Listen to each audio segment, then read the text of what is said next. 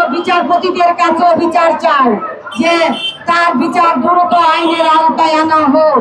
সে কিভাবে মানুষকে অত্যাচার করেছে, এই জিয়াউল হাসান বলেন, বেনজির বলেন, এসএসএফ এর মজিদ বলেন, ডিজিএফআই মনির বলেন, বিবির হারুন বলেন, এনএসআর সাইফুল বলেন, সব ছিল তার গঠন করা বাহিনী।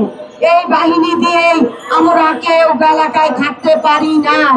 আমরা ভয়ে আতঙ্ক হয়ে থাকতাম। যদিও ঘরে ভাত খেতে বসতাম, আমাদের কাটিকাটা মানিকপুর এলাকায় প্রত্যেকটা মানুষ তার কাছে জিম্মি অসহায় হয়েছিল। একমাত্র আমি স্বপ্ন প্রতিবাদ করতাম। যদি দীপু প্রতিবাদ করছিল, দীপুকে গুম করে রেপ দিয়ে মারছে। আমাদের এলাকায় অনেক লোক সে তুলে নিয়ে মারছে। এই ছাত্র আন্দোলনের সময় অনেক মানুষকে নির্যাতিত করছে। তার বাহিনী ঘরের দরজায় দরজায় যায় কুবাইতো, ওই তো মানুষের সাঁটার দিয়ে কুবাইতো। আমরা কেউ দোকানও খুলতে পারি নাই তার বাহিনীর জন্য। তার বাহিনী এখনো ঘোরাফেরা করে, আর তাকে অ্যারেস্ট করার পর তার বাহিনী বলে আমার এমডি ছাড়া পায়নি। তারপর যে তোদেরকে কি করি, একমাত্র আওয়ামী লীগের মধ্যে একটা ব্যক্তি ছিল খালেদ মোল্লা। সে আওয়ামী লীগের হলেও আমাদেরকে একটু সহযোগিতা করতো, যে ঘর করতেই পারে, তাই বিল্লাকে অত্যাচার করতে হইব নাকি। খালেদ মোল্লা ছিল একটা ভালো মানুষ, আর একটা মুখ কেউ আমাদেরকে সহযোগিতা করে নাই। এই বিএনপি আওয়ামী লীগের আমলে এই বিএনপির লোকেরা নির্যাতিত হয়েছিল। জামাতের লোক কেউ বাড়িতে থাকতে পারে না এই আওয়ামী লীগের অত্যাচারে।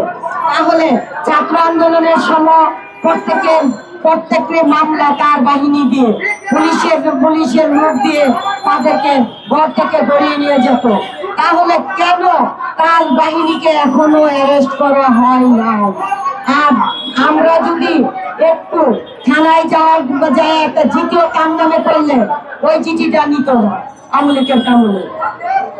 এখন আমরা চাই তার ফাঁসি ও তার বিচারের আওতায় আনা হোক তাকে। তার গোয়েন্দা বাহিনী যারা আছে তারা আমাদের এলাকায় যে তদন্ত করো, সে কত মানুষকে অত্যাচার করেছে ও তার বাহিনী দিয়ে ঘরে ঘরে মানুষকে অত্যাচার করেছে। এখনো মানুষ নিরীহভাবে ভুগতেছে। কত বড় বড় অফিসার তার কাছে জিম্মি হয়ে আছে।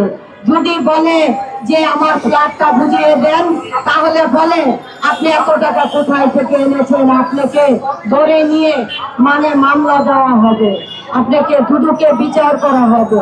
এই কারণে কেউ প্রতিবাদ করতে পারে নাই। তার কাছে অনেক মানুষ নিরীহভাবে ভুগতেছে। আমাদের এলাকাবাসী তার ইয়ার হেডকোয়ার্টার থেকে কালসি ব্রিজ পর্যন্ত তদন্ত করে দেখুন। এসএসএফ এর মজিদ, জিয়াউল হাসান, বিবি হারুন, তারপরে স্বরাষ্ট্রমন্ত্রী এপিএস, ডিজিএফআই মনির, তাদের কতগুলো ফ্ল্যাগ আছে। এই হিসাবটুকুই করতে থাকুক, তাহলে বুঝতে পারবে যে সে কত মানুষকে অত্যাচার করেছে।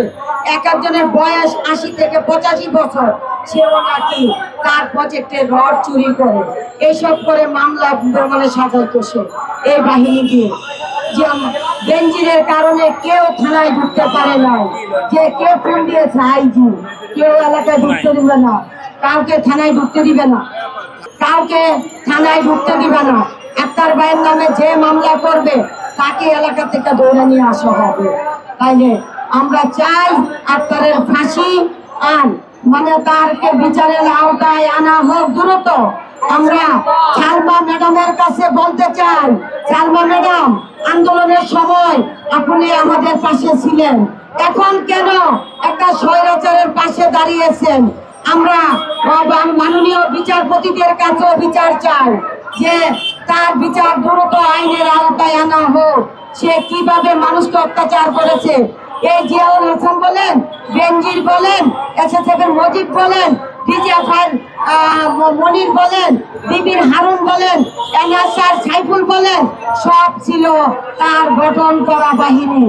এই বাহিনী দিয়েই আমরা কেউ এলাকায় থাকতে পারি না। আমরা ভয়ে আতঙ্ক হয়ে থাকতাম। যদিও ঘরে ভাত খেতে বসতাম,